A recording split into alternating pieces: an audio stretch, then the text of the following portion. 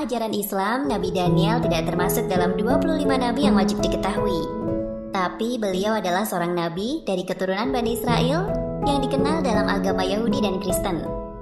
Secara garis keturunan, Daniel adalah anak cucu Nabi Daud yang hidup sekitar tahun 620 sebelum Masehi sampai 538 sebelum Masehi.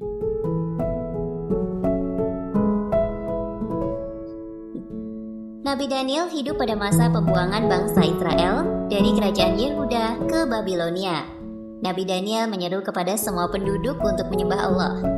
Namun seperti nabi lainnya, beliau mendapat penolakan dari kaumnya, terutama dari raja yang berkuasa ketika itu, yakni Nebukadnezar, Raja Babel yang merebut Yerusalem.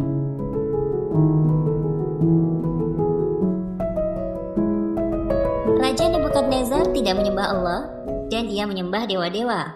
Bahkan dia memiliki kuil sendiri untuk menyembah dewa-dewanya. Mengetahui Nabi Daniel menyebarkan agama yang bertentangan dengan kepercayaannya, Raja Nebukadnezar memerintah pasukannya untuk menangkap Daniel dan kemudian membuangnya ke dalam gua berisi singa kelaparan. Namun Allah memberikan mukjizat kepada Nabi Daniel. Singa yang sangat buas dan kelaparan itu justru tunduk kepada Nabi Daniel. Selama beberapa waktu, beliau terdampar bersama kawanan singa buas di dalam gua. Nabi Daniel tetap hidup bersama kawanan singa lapar di dalam gua. Nabi Daniel kemudian ditemukan dalam keadaan hidup, sampai seorang nabi bernama Armia diutus untuk menyelamatkannya. Sayangnya tidak diketahui secara jelas apa yang terjadi setelah itu.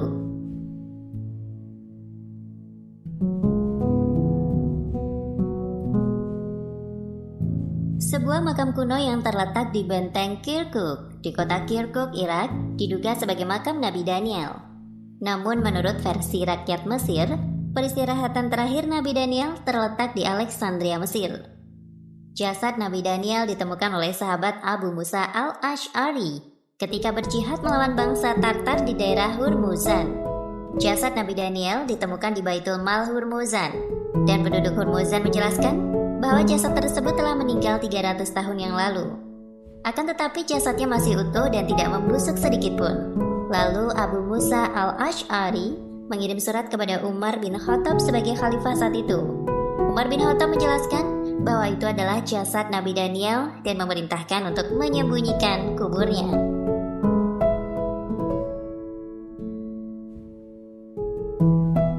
Diriwayatkan dari Ibu Abi Syaibah dengan dari sahabat Anas. Tatkala mereka, Abu Musa al-Ash'ari, menaklukkan Tustur, mereka menemukan jasad seorang yang hidungnya panjang. Penduduk Hurmuzan beristianah atau meminta bantuan dan meminta hujan dengan perantara jasad tersebut. Abu Musa segera menulis surat kepada Umar bin Khattab. Umar membalas surat, "Sesungguhnya, ini jasad tersebut adalah nabi di antara para nabi. Api tidak akan membakar jasad para nabi, dan bumi tidak akan merusaknya. Hendaklah engkau dan salah seorang sahabatmu menguburkannya di tempat yang tidak ada seorang pun yang mengetahuinya kecuali kalian berdua." Kemudian aku dan Abu Musa pergi untuk menguburkannya.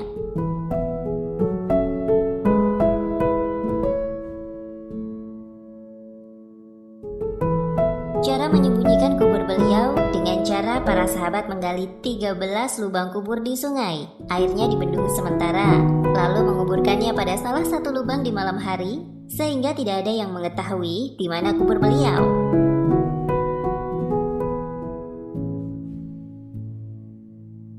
Diriwayatkan Al-Baihaqi dalam Dalailun Nubuwah dari Khalid bin Dinar dari Abu Aliyah.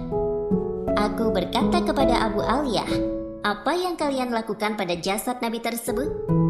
Abu Aliyah berkata, "Kami menggali di sungai, airnya dibendung sementara, sebanyak 13 lubang kubur yang terpisah-pisah. Pada saat malam hari, kami menguburkannya dan kami ratakan semua kubur tersebut, agar manusia tidak mengetahui dan tidak menggalinya kembali."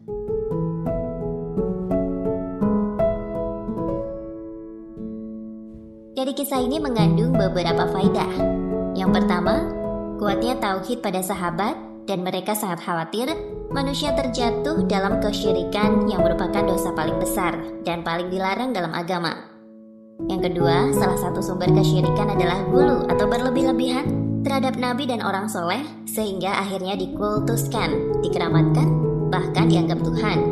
Yang ketiga, para sahabat telah paham bahwa sejarah pertama kesyirikan di muka bumi adalah pada zaman Nabi Nuh. Patung berhala mereka adalah patung orang-orang soleh sebelum mereka, lalu disembah. Yang keempat, para nabi sangat paham bahwa telah banyak kubur nabi yang disembah dan dikultuskan oleh manusia sehingga mereka mencegahnya. Yang kelima, kuburan bukan tempat ibadah. Ziarah kubur hukumnya sunnah dengan tujuan mengingat mati dan mendoakan si mayit. Demikian, semoga bermanfaat. Sebelum lanjut jangan lupa di subscribe, semoga Allah memberi pahala yang berlipat ganda.